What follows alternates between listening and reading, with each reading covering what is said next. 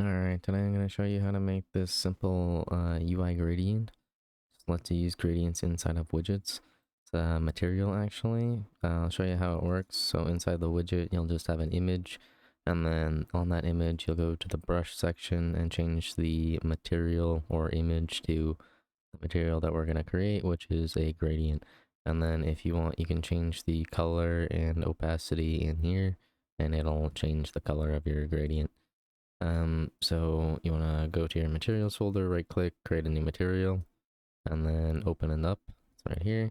And then you want to click on the main node and make sure you set your material domain to user interface and blend node to translucent, gray, transmittance, whatever.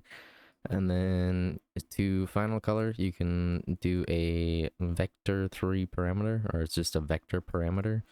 A vector parameter, just like that, and then set that to white so that we can change our color in the user interface.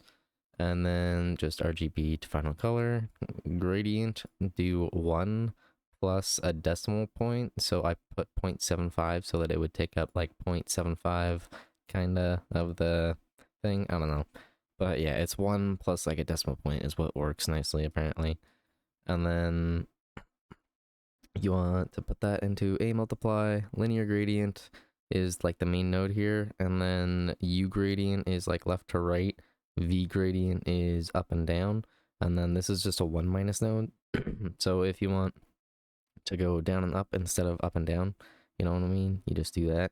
Or if you want to go right and left instead of left and right, you do that kind of thing. Yeah, I like it like this so that it's proper for my thing.